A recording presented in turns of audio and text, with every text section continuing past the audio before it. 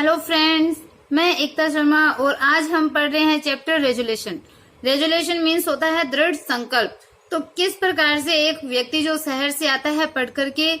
Best student का award उसने लिया हुआ होता है, कॉलेज से वो आता है और बहुत ही इंटेलिजेंट होता है, लेकिन वो सोचता है कि गांव में किस प्रकार से विकास किया जाए, कैसे पानी को बचाया जाए। तो ये सारी चीज जो कि हमें भी फॉलो करनी चाहिए। पानी जो वाटर कंजर्वेशन है, पानी का जो संरक्षण है वो करना बहुत जरूरी है। अगर पानी का संरक्षण नहीं हुआ तो कैसी स्थिति उत्पन्न हो जाएगी, ये सारी चीजें इस चैप्टर में बताई गई है। स्टार्ट करते हैं आगे। जब उसको विजन आता है कि पानी की कमी हो गई, हर तरफ बम ही बम है, लोग मर रहे हैं, समुद्र का पानी और जो नदियों का पानी है वो सारा का सारा लाल हो गया था, तो क्या ये ह्यूमन बीइंग का खून था, ह्यूमन बीइंग का ब्लड था, ऐसा वो सोचता है। तो अब आगे हम इसको पढ़ते हैं कि there was a tormenting pain within him and a deep horror in his eyes. कि there was a tormenting pain, tormenting मतलब एकदम पीड़ादायी दर्द, विद इन हिम कि उसके अंदर पीड़ादायक दर्द था, and deep horror in his eyes और उसकी आंखों में एक गहरा डर था, गंभीर भय था। ही श्रिक्ड, वो चीखा। कौन? अन्ना है, वो चीखा। नो नहीं, it can not be true, ये सही नहीं हो सकता। न जो उसने विजन देखा वो सच नहीं हो सकता। However, it was true कि यद्यपि हालांकि it was true, ये ट्रू था, ये सच था। The Third World War had started and the reason for this tragic event was water crisis। तो अभी वो विजन में ही है कि the Third World War had started कि जो तीसरा वर्ल्ड वॉर था, जो तीसरा विश्व युद्ध था, वो had started, वो शुरू हो गया था। And the reason for this tragic, और इस ट्रेजिक इवेंट का, ये जो घटना थी, जो ट्रेजिक घटना थी, जो दुखद घटना थी, इसका कारण था वाटर क्राइसिस, मतलब पानी का संकट इसका मुख्य कारण था। The countries with huge stores of pure water were being attacked by other countries to capture their water pocket. कि the countries with huge stores of pure water, कि जो प्योर वाटर वाले मतलब एकदम शुद्ध जल के जो विशाल भंडार वाली जो कंट्री थी, कि प्योर पानी के जो शुद्ध जल के जो बड़े भंडार वाली जो कंट्री थी, वर बीइंग अटैक्ड, उसके ऊपर अटैक कर दिया गया था बाय अदर कंट्रीज, दूसरी कंट्री के द्वारा, दूसरे देशों के द्वारा उनपे अटैक कर दिया गया था, आक्रमण कर दिया गया था। To capture their water pockets, कि उनके वाटर पॉकेट्स को, मतलब उनके जो जल प्रपात जो थे, उन वाटर पॉकेट्स को, उन जल के भंडार को पकड़ने के लिए दूसरी कंट्रीज के द्वारा उन प्योर वाटर के बड़े भंडारों वाली कंट्री पे अटैक कर दिया गया था। Will the entire humanity perish, कि क्या पूरी जो ह्यूमैनिटी थी, क्या पूरी जो मानवता थी वो पेरिश मतलब एकदम नष्ट हो जाएगी, ऐसा वो अपनी विजन में सोच रहा है कि पानी की इतनी कमी आ गई है पूरे वर्ल्ड में, तो क्या पूरी जो ह्यूमैनिटी है, जो मानवता थी, वो पूरी की पूरी क्या समाप्त हो जाएगी। He woke up trembling and then realise that it was just a dream. फिर क्या हुआ? ही वोक अप ट्रेम्बलिंग, वो कांपते हुए जागा, एंड देन, और फिर रियलाइज, महसूस किया कि it was just a dream, कि ये केवल स्वप्न था, केवल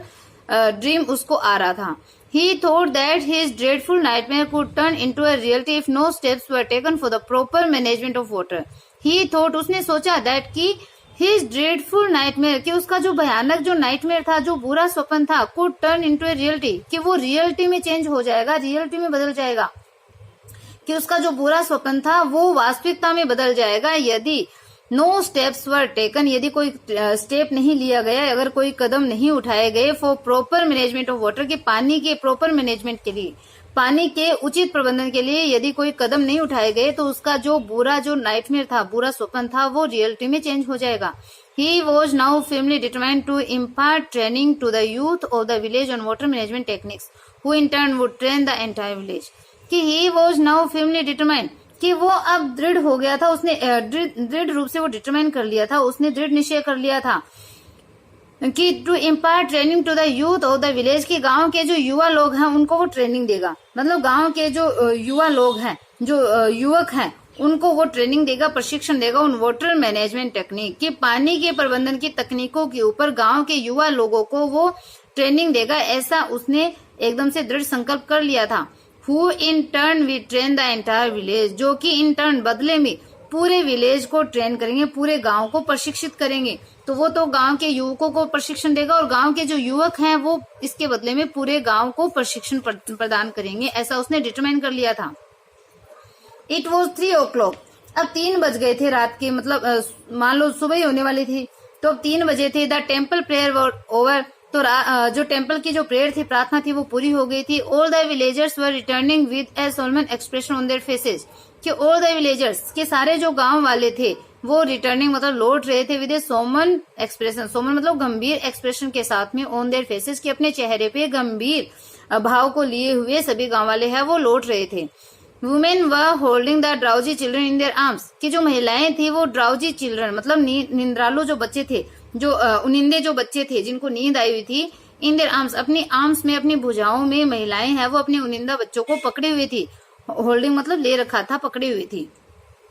the young village boy great pace of Anna were very keen to meet him, कि द यंग विलेज बॉय जो युवा विलेज बॉय थे, जो युवा गांव के जो लड़के थे जो कि अन्ना के पेल्स मतलब अच्छे मित्र थे, वर वेरी कीन वो बहुत ही उत्सुक थे टू मीट हिम मतलब उससे मिलने के लिए वो बहुत उत्सुक थे। Within no time they reached his house, within no time मतलब बिना टाइम लगाए जल्दी ही, दे रीच्ड हिज हाउस वो उसके घर में पहुंच गए। वार्म हग वर एक्सचेंज्ड, कि वार्म हग मतलब जोश के साथ में जो हग था, आलिंगन जो था, गले मिलना जो होता है उसको हग बोलते हैं। तो जो वार्म हग्स थे, जो जोश से परिपूर्ण जो उनके आलिंगन थे वो एक्सचेंज किए गए, उनका आदान प्रदान हुआ। Anna narrated his terrible dream to them and they realized that only puja part will not solve this grave water problem. कि अन्ना narrated his terrible dream to them, कि अन्ना ने अपना जो terrible dream था, अपना जो भयानक स्वप्न था वो उन लोगों को narrate किया, मतलब उनको अपना भयानक सपना है वो बताया। And they realized, और उन्होंने महसूस किया कि only पूजा पाठ, कि केवल जो पूजा पाठ है वो इस गंभीर पानी की समस्या को सोल्व नहीं करेगी, कि गंभीर जो जल की समस्या है, पानी की जो समस्या थी उसको केवल पूजा पाठ से सोल्व नहीं होगी, ये उन लोगों ने ये महसूस किया। They discussed the importance of trees in conserving water, they discussed उन्होंने डिस्कस किया, उन्होंने चर्चा करी, the importance of trees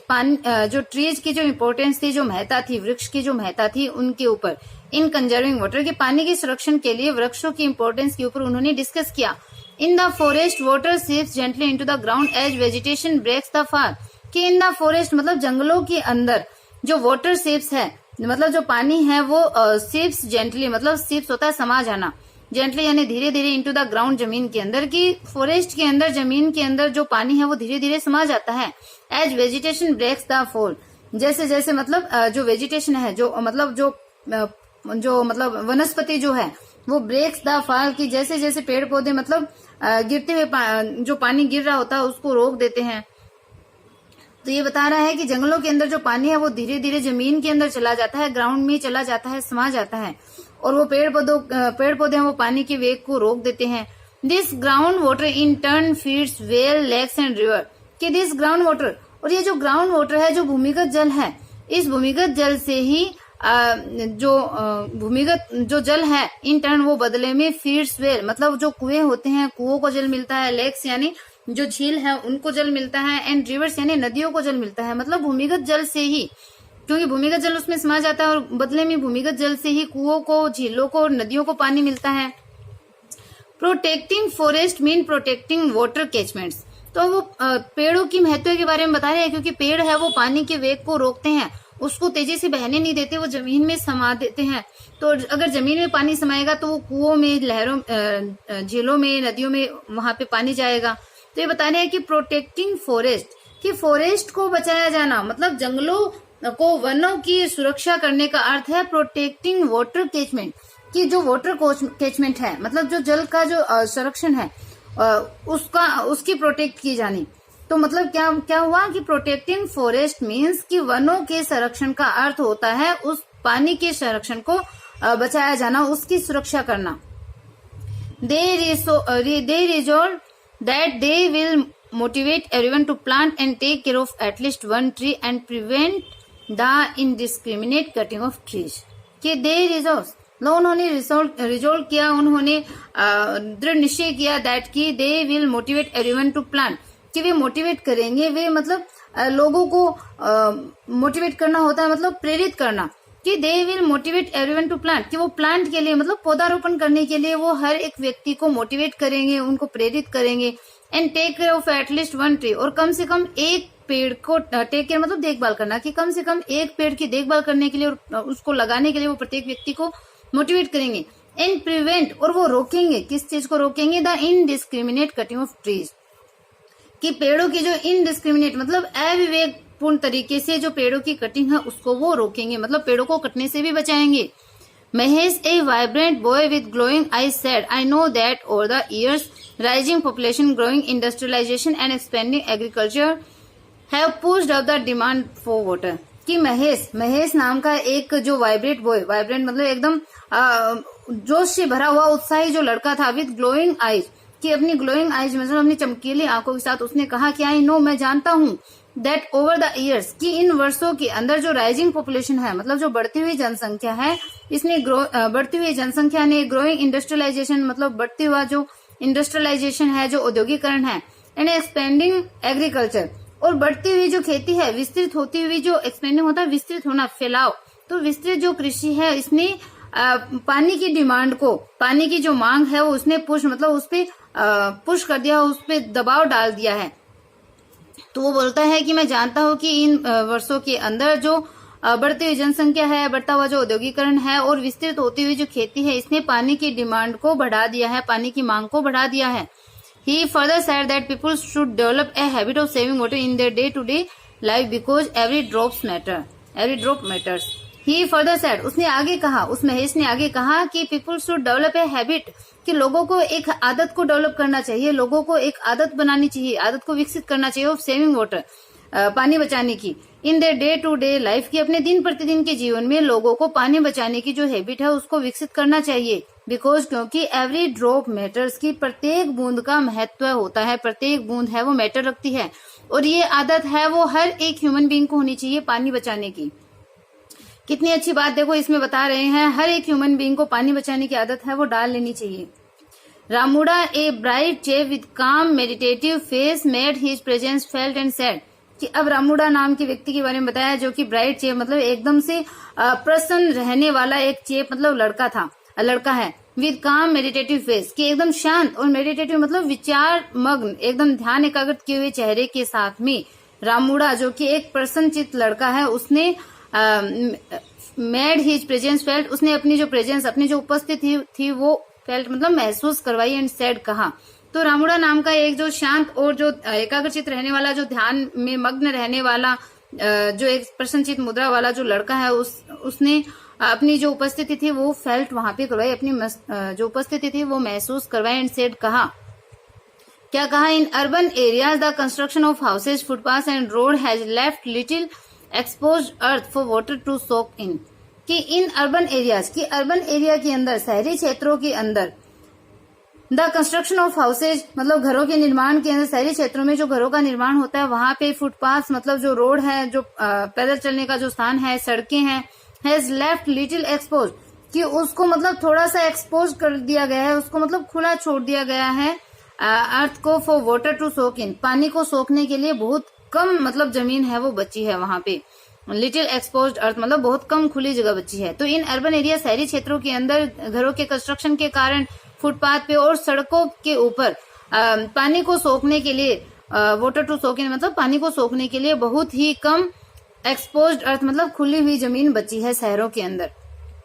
in parts of the rural area of India, flood water quickly flows to the river which then dry up soon after the rain stop, कि in parts of the rural area मतलब ग्रामीण क्षेत्रों के अंदर, इन of India मतलब भारत के ग्रामीण क्षेत्रों के भागों के अंदर, कुछ हिस्सों के अंदर जो फ्लड वाटर है, जो बाढ़ का पानी है वो क्विकली फ्लोज मतलब जल्दी से बह जाता है, टू द रिवर नदियों के अंदर जल्दी से बह जाता है, which then dry up soon जो कि जल्दी ही सूख जाता है, आफ्टर द रेन स्टॉप जो कि बारिश के बंद होने के बाद में जल्दी ही सूख जाता है, मतलब गांव से होता हुआ वो बह जाता है रिवर के अंदर और फिर वो जल्दी से सूख भी जाता है, जमीन सूख जाती है। If this water can be held back, it can seep into the ground and recharge the ground water supply, कि if this water, यदि ये जो पानी है इसको अगर हेल्ड बैक मतलब इसको अगर रोका जा सके तो इट कैन सीप इनटू द ग्राउंड, तो ये जमीन के अंदर सीप मतलब जमीन इसको सोख सकती है, जमीन में ये समा सकता है, और recharge the ground water supply, और जो ग्राउंड वाटर की जो सप्लाई है मतलब जो भूमिगत जल की आपूर्ति है उसको वो रिचार्ज कर सकता है, उसका वो पुनर्भरण कर सकता है यदि उस पानी को हम रोक ले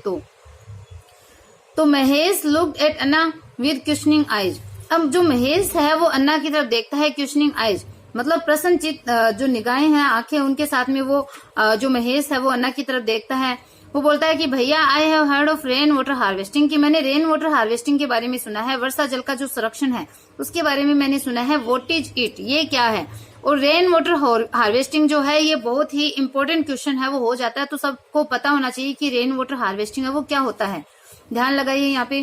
rain water harvesting essentially means collecting rain water on the roof of the buildings and storing it underground for later use. कि जो रेन वाटर हार्वेस्टिंग है मतलब वर्षा जल का जो संरक्षण है वो एसेंशियली मीन्स उसका आवश्यक रूप से अर्थ होता है collecting rain water on the roof of the building, की बिल्डिंग के ऊपर, भवन के ऊपर, भवनों के छतों के ऊपर जो बारिश का पानी है उसको कलेक्ट किया जाए, उसको एकत्रित करना इसका अर्थ होता है। And storing it underground for later use, और बाद में यूज करने के लिए, बाद में काम में लेने के लिए इसको अंडरग्राउंड मतलब भूमि के अंदर उसको स्टोर करना, भूमि के अंदर इसको जमा करना इसका अर्थ होता है।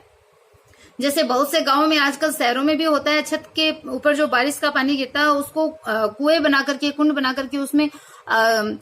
स्टोर कर लिया जाता है। तो ये बता रहा है कि जो रेन वाटर जो हार्वेस्टिंग है उसका विशेष रूप से अर्थ होता है कि बिल्डिंग की छतों के ऊपर बारिश के पानी को कलेक्ट किया जाए और उसको बाद में काम में लेने के लिए अंडरग्राउंड उसको स्टोर किया जाए, मतलब जब भूमि के नीचे उसको स्टोर किया जाए। Not only does this recharging stop ground water depletion, it also raises the declining water level and can help increase water supply।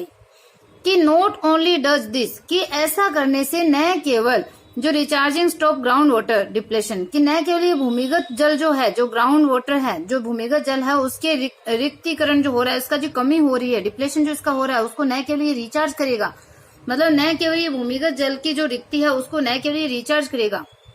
बल्कि it also raises the declining water level, जबकि ये जो भूमिगत जल जो कि जिसका पतन हो रहा है, मतलब ये घटता हुआ जो जल स्तर है उसको भी रेज मतलब उठाएगा। And can help increase water supply, और ये पानी की जो सप्लाई है उसको इंक्रीज करने में भी हेल्प करेगा, पानी की सप्लाई को बढ़ाने में भी ये हेल्प करेगा, सहायता करेगा। It is necessary to stop the decline in ground water level, prevent sea water from moving landward and conserve surface water run off during the rainy season, explain Anna. तो रेन वाटर हार्वेस्टिंग के बारे में उसने बताया कि कैसे उसको बचाना चाहिए, वो हमारे लिए मतलब कितना यूजफुल होता है, कैसे जो भूमिगत जल जिसमें कमी आ रही है इसको भी उठाता है, इस जलापूर्ति को भी बढ़ाता है। तो उसके बाद में देखो, इट इज नेसेसरी मतलब ये आवश्यक है, यहाँ पे आवश्यक है, टू स्टॉप मतलब रोकना, the decline in ground water level, कि जो ग्राउंड वाटर जो लेवल है मतलब भूमिगत जल स्तर के अंदर जो कमी है उसको रोकना आवश्यक है, जो अब गिरता हुआ जो भूमिगत जल स्तर है उसको रोकना आवश्यक है। Prevent sea water from moving landward, prevent sea water मतलब समुद्र के जल को लैंडवर्ड मतलब भूमि की तरफ आने से रोकना, मतलब समुद्र का जो जल स्तर बढ़ रहा है उसको भी रोकना आवश्यक है, तो समुद्र के जल को भूमि की तरफ आने से रोकना है। And conserve surface water run off during the rainy season, और रेनी सीजन के अंदर, वर्षा ऋतु के अंदर जो सरफेस वाटर है, जो मतलब सतही जल है उसको रन ऑफ मतलब उसको बह जाने से भी संरक्षण करना है। तो क्या चीज आवश्यक है, एक तो भूमिगत जल के अंदर जो गिरावट आ रही है उसको रोकना है, एक समुद्र के पानी को भूमि की तरफ आने देने से रोकना है, मतलब समुद्र के जल स्तर को बढ़ने से रोकना है, और बारिश के सीजन के अंदर जो सरफेस वाटर है, जो सतही जल जो कि बह जाता है उसको कंजर्व करना है। एक्सप्लेन अन्ना ने एक्सप्लेन किया, समझाया। They realize that there is enough water and the need of the earth is to manage the available resources properly. They realize, उन्होंने महसूस किया, रियलाइज किया कि there is enough water, कि पर्याप्त जल है, जल तो पर्याप्त मात्रा में है। And the need of the hour मतलब समय की ये मांग है, घंटों की मांग मतलब समय की मांग है, कि टू मैनेज मतलब मैनेज किया जाए, प्रबंध किया जाए द अवेलेबल रिसोर्सेज प्रॉपरली, कि जो अवेलेबल रिसोर्सेज है, जो उपलब्ध संसाधन है उनको उचित ढंग से उनको मैनेज किया जाए, इसकी आवश्यकता है, ये समय की डिमांड है। All of them made a very strong resolution that they would start a movement for the conservation of the most precious thing on earth that is water, कि all of them made a very strong resolution, कि उनमें से सब ने एक जो दृढ़ संकल्प था, जो एक मजबूत जो रेजोल्यूशन था, संकल्प था, वो उन्होंने किया, निश्चय किया, दैट की दे वुड स्टार्ट ए मूवमेंट, कि वो एक मूवमेंट स्टार्ट करेंगे, एक आंदोलन चलाएंगे for the conservation of the most precious thing on the earth, कि पृथ्वी के ऊपर सबसे कीमती चीज के कंजर्वेशन के लिए, सबसे मूल्यवान चीज, कीमती चीज को संरक्षण करने के लिए वो एक आंदोलन चलाएंगे जो कि वाटर है, जो कि पानी है। दे प्लेज मतलब उन्होंने शपथ ली, we will start this noble work from today only, कि we will start this noble work, कि इस नोबल वर्क को, इस महान कार्य को, महान काम को हम आज से ही स्टार्ट करेंगे, आज से ही हम इसको शुरू कर देंगे, कल पे नहीं छोड़ेंगे, ऐसा उन्होंने वहां पे शपथ ली। Their faces lit up along with the landscape, कि देयर फेसेस लिट अप, उनके जो चेहरे थे वो एकदम लिट अप मतलब चमक उठे थे, अलोंग विद द लैंडस्केप मतलब उस लैंडस्केप जो भू परिदृश्य था उसके साथ में ही उनके चेहरे हैं वो प्रकाशित हो गए। The glorious sun was raining in the crimson east, कि क्रिम्सन ईस्ट मतलब एकदम लाल हो चुका जो ईस्ट था, जो पूर्व दिशा थी, वहां से आभा युग जो सूर्य है वो उदय हो रहा था एकदम लालिमा के साथ में। Anna was elated to see this beautiful sight, और अन्ना है वो इलेटेड मतलब खुश हुआ, to see this beautiful sight, इस सुंदर दृश्य को देख करके अन्ना है वो हैप्पी हुआ। The rising sun always kindle optimistic feeling in his heart, कि जो राइजिंग सन था, सनसेट का दृश्य उसको उदास करता था, लेकिन जो राइजिंग सन था, जो उगता हुआ जो सूर्य था, वो हमेशा उसके हार्ट के अंदर, उसके हृदय के अंदर जो ऑप्टिमिस्टिक जो फीलिंग थी, जो आशावादी जो भावनाएं थी उसको किरण मतलब उसको जगा देता था। उगता हुआ सूर्य उसके हृदय में आशावादी फीलिंग्स को, आशावादी जो भावनाएं थी उनको वो किरण मतलब उनको जगाता रहता था उगता हुआ सूर्य। The rising sun become a symbol of hope for the young enthusiastic villagers, कि जो राइजिंग सन था, जो उगता हुआ सूर्य था, वो become a symbol of hope, वो आशा का एक प्रतीक, सिंबल मतलब प्रतीक बन गया था, फॉर द यंग मतलब युवा, और जो एंथुसियास्टिक विलेजर मतलब जो उत्साहित जो गांव वाले थे और जो युवा लोग थे उनके लिए उगता हुआ सूर्य है वो आशा का प्रतीक बन गया था। It seem to beckon a brighter future for mankind, it seem मतलब ये प्रतीत होता था, to beckon a brighter future for mankind, कि ये मैनकाइंड के लिए, मानव जाति के लिए एक ब्राइटर फ्यूचर मतलब एक चमकदार जो भविष्य था उसका मतलब बेकन होता एक संकेत, तो चमकदार भविष्य की ओर संकेत करता हुआ ये प्रतीत होता था। जो उगता हुआ सूर्य था वो मानव जाति के चमकीले फ्यूचर की तरफ इशारा करते हुए, उसकी तरफ संकेत करते हुए ये प्रतीत होता था। बेकन इशारा करना या संकेत करना। The boys knew that every morning the first rays of rising sun will remind them for their firm resolution, कि द बॉयज न्यू मतलब वो लड़के हैं वो जानते थे, दैट की every morning the first ray, की प्रत्येक सुबह जो पहली किरण थी ऑफ द राइजिंग सन, उगते हुए सूर्य की जो पहली किरण थी वो उसको रिमाइंड करवाएगी ऑफ देयर फिल्म रेजोल्यूशन, कि वो लड़के जानते थे कि प्रत्येक सुबह उगते हुए सूर्य की जो पहली किरण थी उनको उनके दृढ़ निश्चय की याद है वो दिलाएगी, याद दिलाती रहेगी, ऐसा वो लोग जानते थे। तो ये महेश गोयल का चैप्टर है, इसमें वाटर कंजर्वेशन के बारे में बहुत ही अच्छी चीजें हैं वो यहाँ पे बताई गई है, जो कि हर एक ह्यूमन बीइंग को फॉलो करनी चाहिए, और आजकल के जो यूथ है उनको तो करनी ही करनी चाहिए। पानी को वेस्ट नहीं बहाना चाहिए, पानी का संरक्षण किया जाना बहुत जरूरी है, नहीं तो स्थिति आगे बहुत ज्यादा खराब हो जाएगी। आई होप आपको चैप्टर समझ में आया है, वीडियो पसंद आया, पढ़ाया हो, अच्छा लगा है। चैनल को लाइक सब्सक्राइब करना बिल्कुल भी ना भूले, ज्यादा से ज्यादा अपने फ्रेंड के पास शेयर कीजिए। और यहाँ पे 10th क्लास का सिलेबस है वो सारा का सारा कवर हो जाता है, तो अगर जिसने नहीं देखा तो वो प्लेलिस्ट में जाकर के इन वीडियोस को देख सकते हैं। Okay bye, have a nice day.